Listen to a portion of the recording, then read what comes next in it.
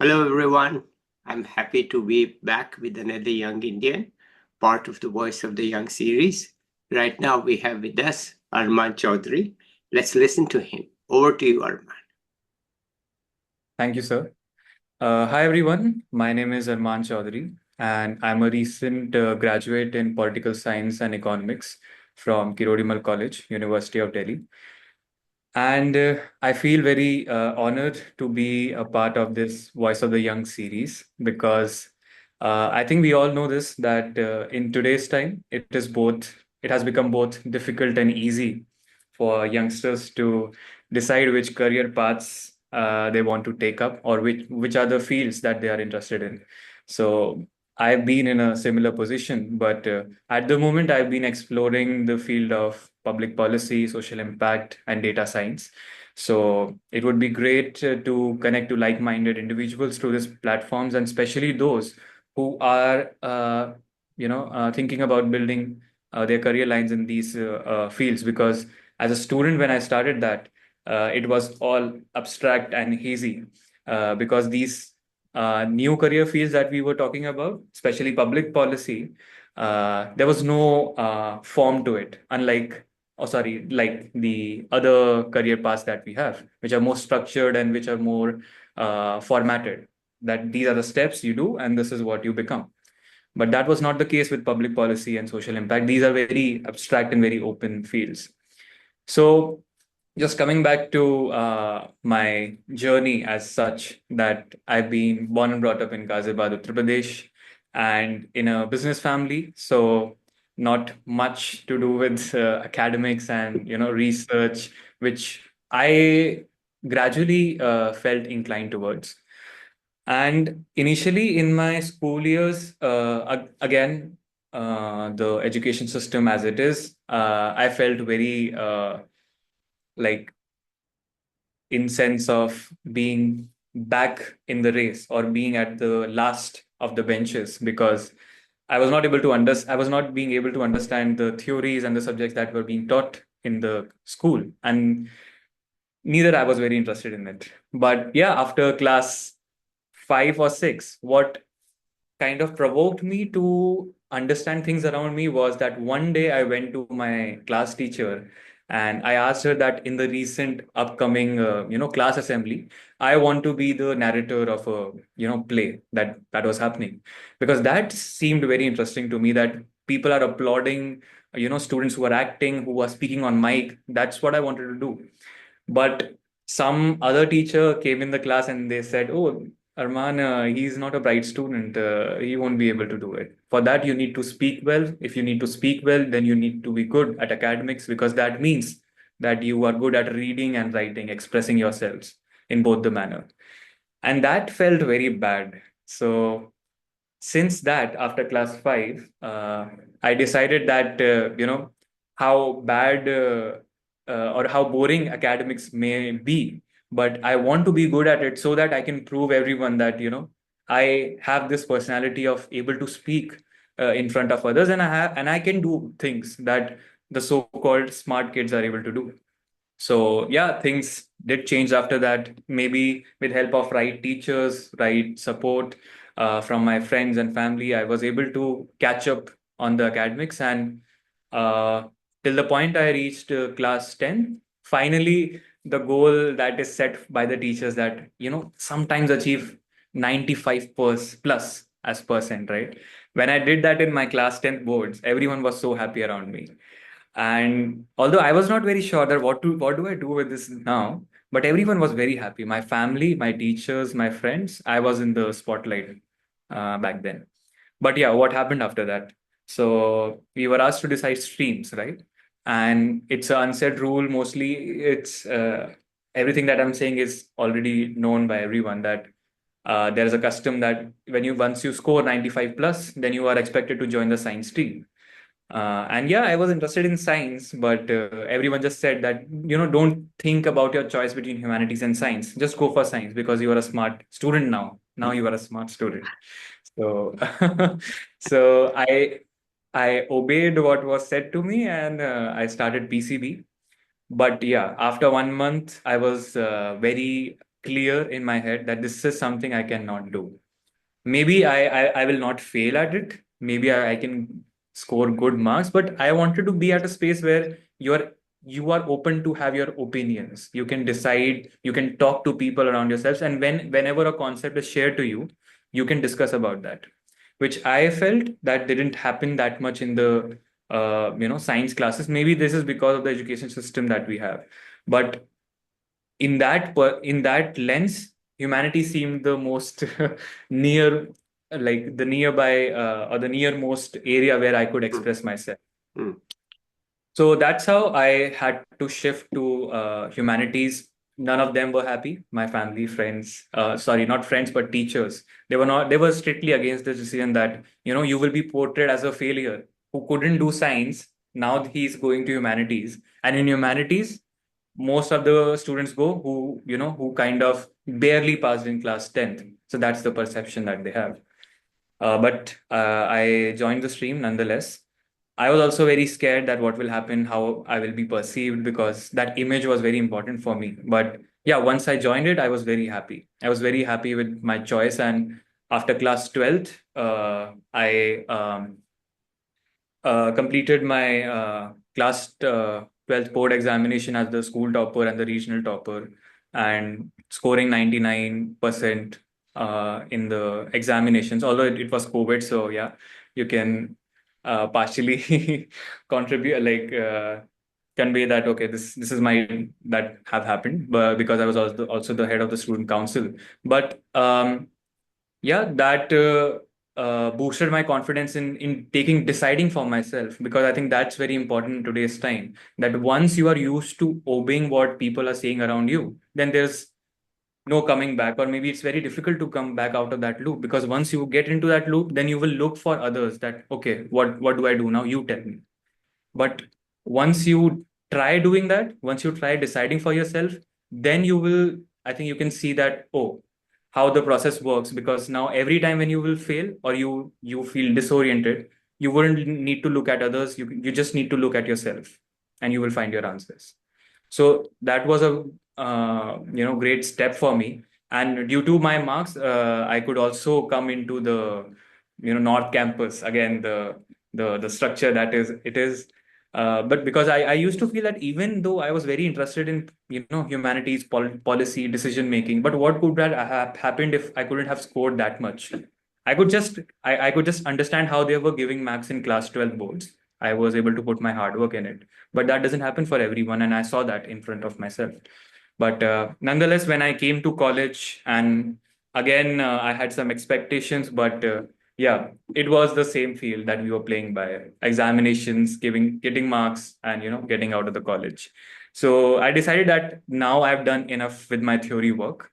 I've I've scored good marks. I know now I can what I can do with theory, but now I want to do something real. Like, how do I use my skills? So in my college, I got the chance to be in the Enactus team. So in Enactus team, it's an international chain of societies which focus on social entrepreneurship. So you have different projects that you make for the marginalized communities, so that with your knowledge and talent, you can help them make a business model and derive profits out of it. So that concept seemed really interesting to me. Although I was studying in class, what do we mean by, these principles of political science, equality, liberty, and, other things. But I was also seeing them at ground when I was going to the homes of the migrant workers from West Bengal and Jharkhand. We were working with them. We were working with the migrant workers from Rajasthan also in the Potters colony. So we had different projects which were helping them out, and that gave me a chance to actually see what's going on in the reality, and what is being taught to us, and what is the gap between them. So this was my beginning with the social impact sector, and then I wanted to combine it with the policy sector. So with the help of my seniors and the people I knew, I could get an internship in with Dr. Amar Patnaik. He was a former member of Rajya Sabha, and the internship experience was very good, because again I was able to understand what is happening in the real policy legislative research. That was a very good exposure for me. And building upon that, the policy sector because it seemed like a very interesting field back then and also at this moment. So I decided to go forward with the internet governance, and that's how I landed up in the Youth IGF Internet Governance Forum Fellowship 2023, for which we were introduced to what is internet governance, and that time uh, DPDP, Digital Personal Data Protection, was very in headlines, and that's what I did in the office of Dr. Amar Patnaik, a bit on research on that, and that's what I built in future forward with the fellowship also. We were given this chance to go to IIT Guwahati, talk with the people who are actually working on ground in context of internet governance, and that's how we got into depth into topics like internet shutdowns, digital divides, and this is like what is happening in the real world. And also, again, I was doing my graduation alongside. And after my college, I also went for various fellowships. I applied for various programs, in which I also, in some of them, I also failed. But that's how I also got an internship opportunity as Chase India. It's a political consulting firm, which also gave me a very good idea about how uh, policy consulting as a field is emerging in India. That was a great experience. But during that time, I realized I got to know that I've been selected for this fellowship called SBI Youth for India Fellowship. This is a fellowship in which 100 fellows are selected across India, uh, Bhutan, and Nepal, who are selected, and they are asked to work in a remote village in India, live there for 13 months, and build a project for the community at a very small scale, at an individual level. What you can do for them, just go there and try it out. So when I was selected for the fellowship, I was very happy.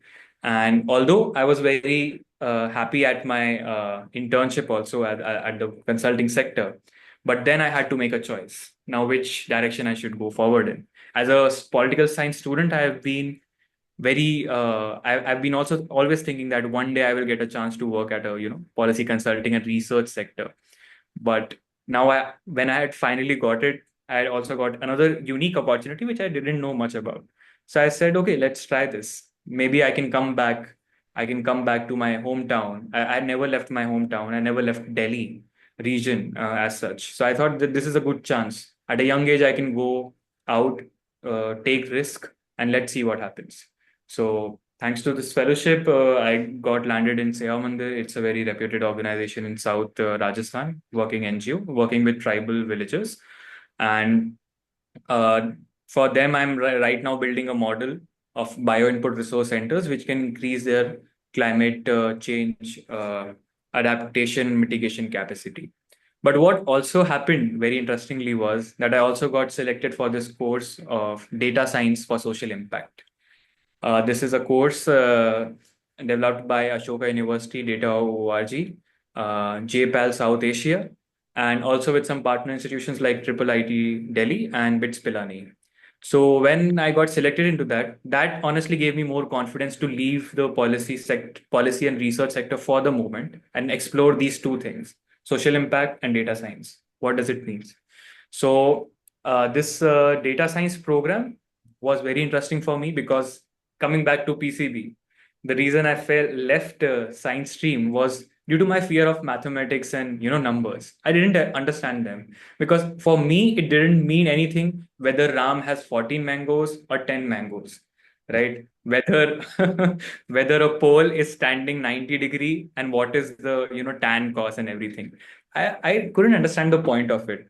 But when I entered the course of data science, the way of how they introduce you to the concept of data science through social impact, now numbers could make sense for me. Okay, what these numbers mean? Oh, some people, this number means that in this specific district, these many number of people are affected by tuberculosis. These number of farmers face crop failures. This is the amount of crop that failed in a specific region. So that made more sense for me. In data science course, we were introduced to concepts like machine learning, regression models, neural networks, which seems like very distant for a social science person to do, right?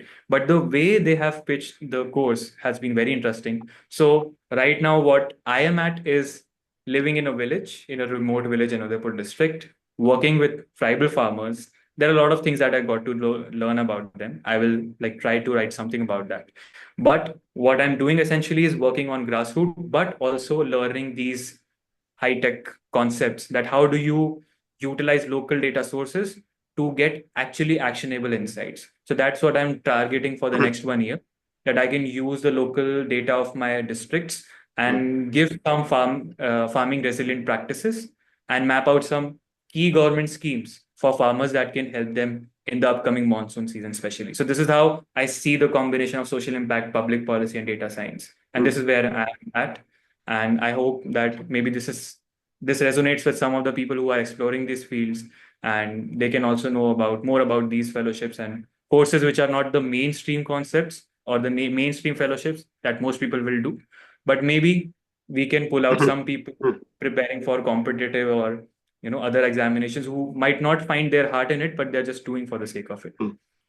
So that's pretty much about my Okay, journey. well, you certainly have learned after class 5 how to do public speaking. Yeah. That is very clear that you are an accomplished public speaker. And you are also an accomplished person at the real world, I think. The makings are there, that you know that it's not enough to be a practitioner. You have to know how to handle data, how to have theories, how to look at it from a conceptual point of view. You have to look at it from the realities, true, but you just cannot,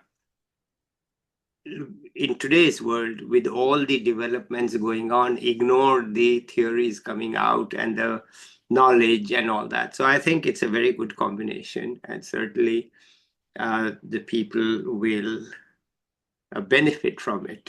That's, of course, we all know that there's a huge gap between the way things are supposed to be and the way the things are.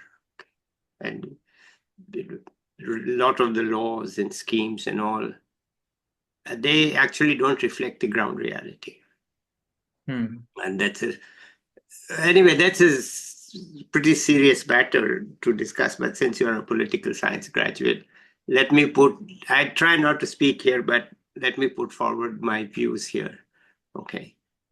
Part of the problem is that we have over-centralized policies and schemes.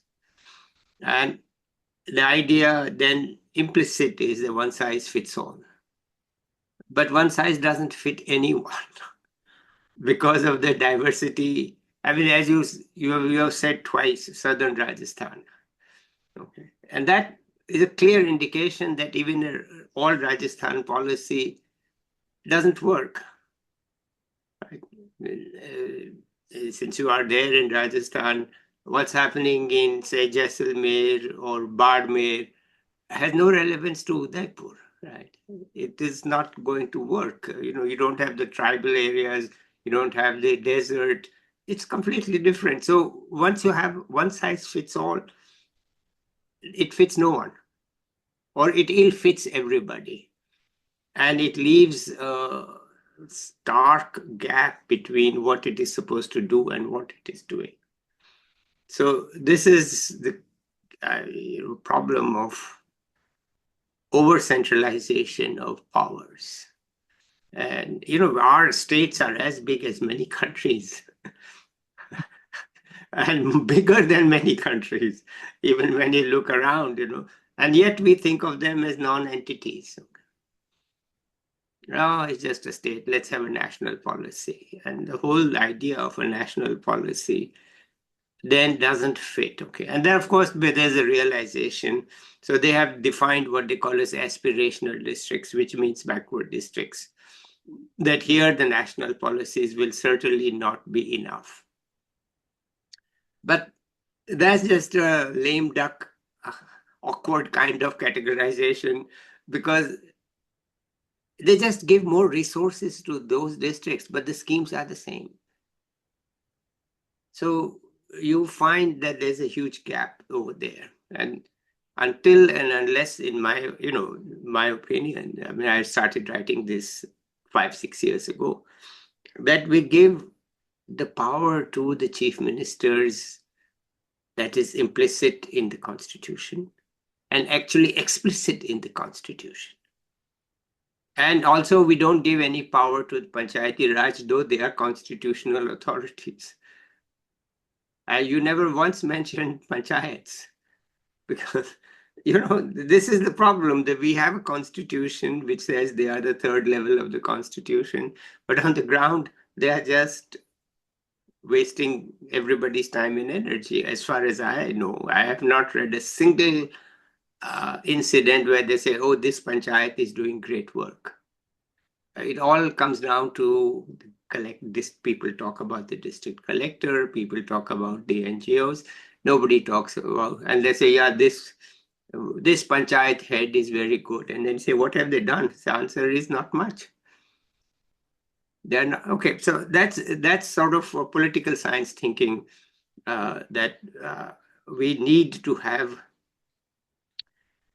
Of course, there are risks in devolution of power. Everybody knows there are risks because you get to local hierarchies which mismanage and exploit. But how to resolve that is the key challenge for us. Otherwise, we are going to be stuck in this situation where we are. We get high GDP growth rates, but it doesn't translate to the ground because, there's now an emerging number that something like out of the 1.4 billion, only the 0.4 are in the growth and the 1 are not.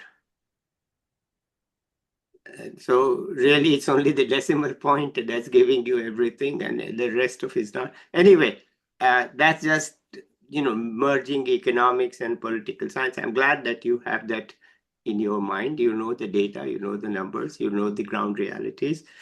So in that sense, I think, you are the face of modern India. This is what it is all about. That look is something I chose to do against everybody's society's wishes, which was not possible in the old days. Let me tell you a story. There is a doctor in the US older than me. Okay, he told me this story, 1950s. His father wanted him to be a doctor.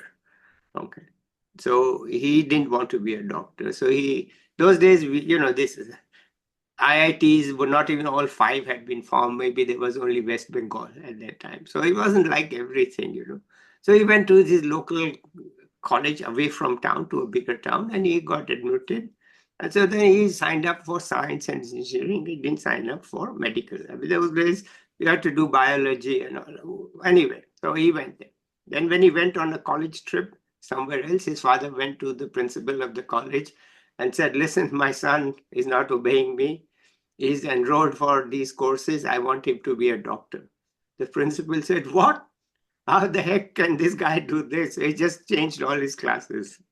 The guy came back, the principal told him, sorry, your father came and said you are disobeying him. So I've changed all your classes. You are now in the medical stream. Forget your choice. So he's a doctor today. So today's India says, look, you can choose against the weight of society, against the weight of family and expectations and so on. And you can proceed to do what you like. So this is sort of my reaction to what you are saying, that look, today you are exploiting the choices and you are exploiting the emerging technologies. And you will bring the emerging technologies to the real world, to the real ground, in a way that you think works. So that's a lot of talk from me in Vidped, because otherwise I talk a lot. So let's hear your personal side also a little bit. You've talked about courses and all, hobbies, fun, entertainment, so on. And what's it like to live in this village? Yeah, sure. First thing that I would like to talk about is the way you said about, being a practitioner and, let's say a very reputed academician at a very reputed university. Because after coming here, I could see both of them. In Seva Mandir, I could see so many people who know exactly what has to be done in order to get the programs implemented. So NGOs don't work all alone themselves, right? They are in collaboration with the governments. And the work that Seva Mandir has done, for example, in the Anganwadis, right? For example, in the immunization programs. For context, Dr.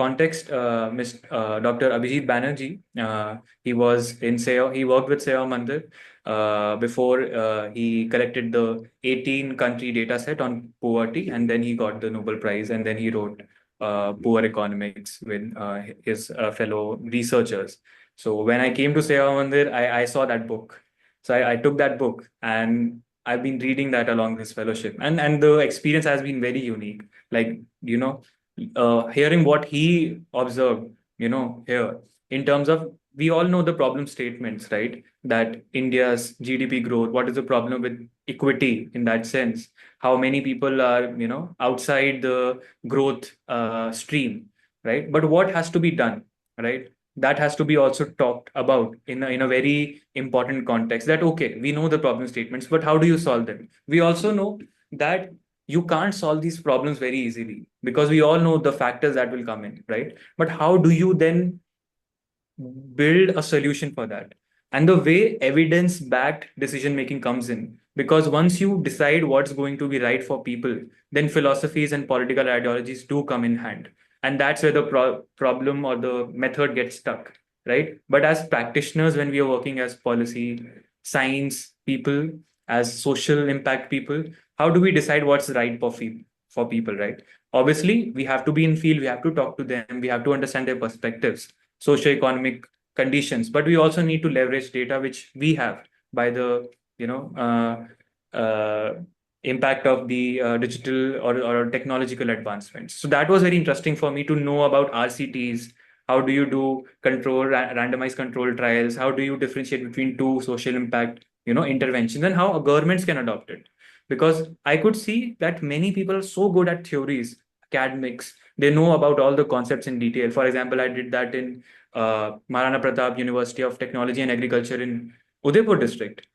So I could see there's so much talent there, but they are so detached from the on-ground practitioners. They don't know what the theory is. They don't know the broader impact of climate change on agriculture. But the academicians know, but they don't know how to implement it on ground. So there's a gap that we saw. That's why even in my project, I have requested head of Department Agricultural Economics, Dr. Latika Sharma, to serve as advisor to my project while I'm working with very renowned practitioners on ground with Seva Mandir. So that's the combination I'm trying to understand. How do you exactly do multi-stakeholder model in an intervention side, right? So that experience has been also very, very interesting for me. And secondly, coming to the part where you exploit your career choices and how things were back then. I am very aware of that, because many of my friends told me that you could do this. You could switch that early on in your career. Many of us, we don't have humanities in our school. The stream is still not there, right? So they even don't have that option. And now I saw so many people leaving the technology sector, leaving the science sector, coming into social impact. Our fellowship by itself is a good example of that. I'm the youngest person in my fellowship. Most of the fellowship people have left their consulting jobs, have left their uh, core corporate jobs, and come to social impact sector with a pay cut scale, right? Like the pay cut is so enormous, right? That it's very difficult for people, plus 25. But that's what I've been seeing around, and that's what I also want to convey to my recent juniors, that but you have that time, you have the time to explore more, and nonetheless what you decide at end doesn't matter. But the question is, did you explore at the beginning? That's the question that you need to ask. And but I'm very happy the way things have been going around, at least in some universities, some areas where now openness has coming into it. But yeah, we need to go way ahead. But yeah, as a like a person interested in public policy, what is happening at international level is something I've still not exposed to.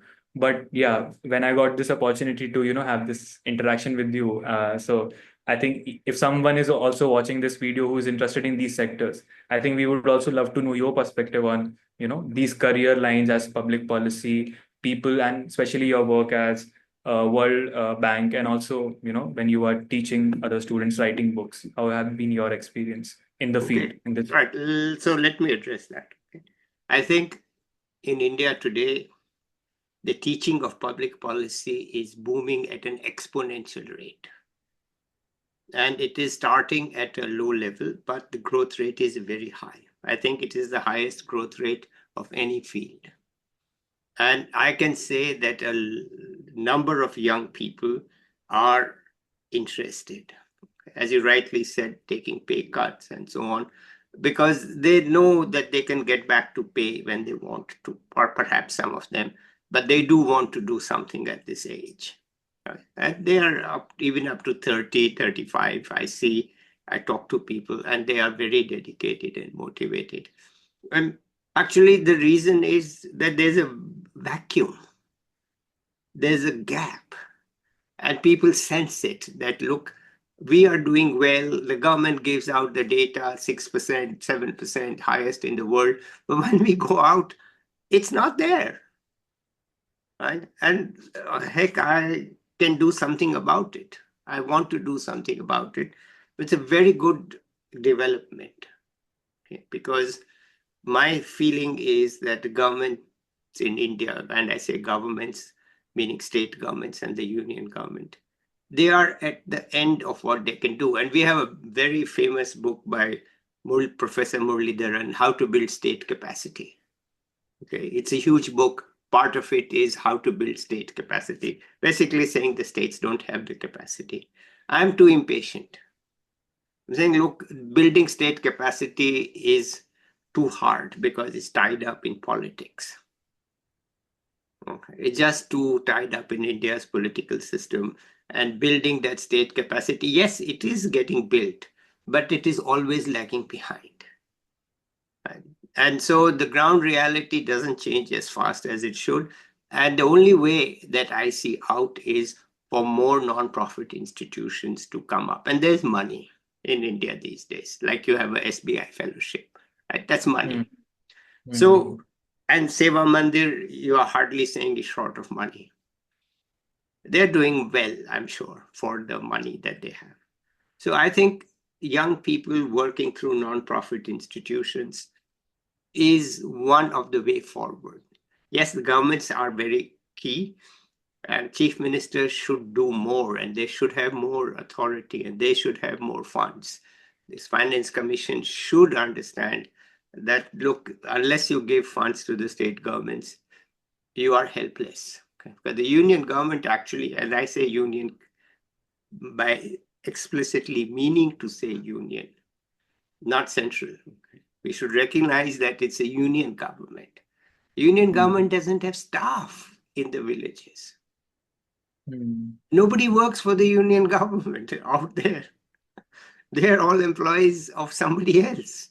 The union government can write, they write, okay, Ashas and Anganwadi, you mentioned Ashas and Anganwadi, but they are not union government employees. In fact, they're not even government employees officially. Yeah. So you have this problem that, we talk big in paper, but as far as I can see, that, okay, so 2 points, public policy and implementation of public policy on the ground. Certainly, I think the way forward is through non-profit institutions. Seva Mandir, well established, very many, and young people coming up. And I also have a project, but let me not talk about that here. So this is very important. And for me, public policy, I have enough experience, and I realized that and now this is getting into academics, that the way public policy is taught, not just in India, but throughout the world, is inadequate. I won't say it's wrong, I would say it's inadequate, that they're missing out on the big picture. So I am currently writing a book with my wife's younger brother, who's also a brilliant man, much more brilliant and accomplished than me. He just stepped down as the founding dean of the School of Public Policy, University of California, Riverside. And it's called Public Policy and Public Change, a Fresh Approach. And in it, we are saying that things that aren't yet said. It's written at 10th grade level, but it makes the point that public policy has devolved too much into how to make incremental changes from public policy. And it's lost the idea that whole focus on public change. There's so much focus on the policy making part of it, as you said, from the data science and from random control trials. And not only just that, but how to make a good policy. That you are no longer focused on how to bring about big public change. Because public policy as defined and devised is really not able to affect, say, social change. So you pass a law, okay, no more dowry, okay, doesn't work. You pass a law that says you cannot abort girls, it doesn't work, right? So you make policies that are not in line with the ground reality and don't recognize what is needed. That public policy as defined in public policy teaching, which is activities done by the government, which essentially has only two options. Either you subsidize something or you ban something, or you provide some information. There are only three things the governments can do. The extension service, provide some information, subsidize something, or you ban something. But there are things which are big, like tribal development. Okay. Now, you cannot just do tribal development through public policy as defined. So we still see that the tribal development after 75 years hasn't taken place. And part of it is simply relying on the government and relying on what I call as single-dimensional public policies. So in the book, we focus on multi-dimensional public policies. We talk about other ways to bring about public change rather than through, and now I'm talking to a political scientist, just through the executive branch. And so it is a radical approach. I have some chapters written, I can share them with you, and we are writing, but it is a fresh approach and focus on not public policy is just an instrument. And some of the big changes come from court decisions. The whole, since you are in politics, Shahbano case of the Supreme Court of India, that was a big public change. And they have, even though the Rajiv Gandhi government passed a law to nullify Shahbano, the courts are still saying that, forget it, guys. You cannot nullify us. So the courts are bringing about the public change. Right? So this sort of my current thinking that so the book should be out soon. I mean, I'm trying to write as fast as I can, but those ideas are not in any textbook now. And it's not written like a textbook. It's written like a easy to read. I write at grade 10 level. So, but I think if young people are into doing things on the ground, I think India's future is well set. Because the political system simply cannot deliver. Now, what I have written is that what the political system has done is to create subsidy Raj. We are now living in subsidy Raj. Every election, every party promises more subsidies. Okay, because they cannot give employment. So instead, you come up with non-productive subsidies. Okay, women can travel free on buses. Okay, it's good for the women, but it doesn't add to it. It improves the quality of life, but it doesn't give any rise to incomes. So you're constantly papering over the need for higher incomes, jobs by providing subsidies. Now, it was fine in the old days when people were short of food and we needed the public distribution system. We had to subsidize meals and we had midday meals. All good ideas. But today the need is for good education, which will provide future income and productivity, and also for jobs for those people. We don't get them that. So we say you can have rationed rice, you can have rationed wheat, you can have rationed electricity, cheaper this, cheaper that. And so the government expenditures are completely swamped by the subsidies. And subsidy Raj means that there's no investment that used to be there, that could be there, that is needed. Government-led investment isn't there. Yes, we are building highways. Yes, it's true. We are building good highways. Okay, fine. I'm happy about it. But there's no investment in educational institutions. None. I mean, all we are doing is IIT XYZ. And what is that? That's just, okay. We could call it North Campus 3. But this is not innovation, guys. This is not investment. And we are not like, we are totally lagging behind in AI, EV, everything. The big event is Tesla is going to make cars in India. Well, Tesla itself is now number 2. China is number 1. So anyway, so that's just my view that look, and I'm very happy that the young people I talk to are very keen. Unfortunately, there is not many institutional ways to channelize this energy across India, to have cooperation between young people like you and other young. Now, this fellowship you mentioned, right? There are many people in it. So there's some contact. But there's no real institutional way to simply say, listen, there's Teach for India. It is good. So there are some, I would say there are, but there's not enough institutional way. And the colleges don't really teach you or tell you anything about this. You have to explore and find out on your own. See, colleges are like the way they were when I was a student. They're the same. Yeah, you have digital this, digital that, but they're the same.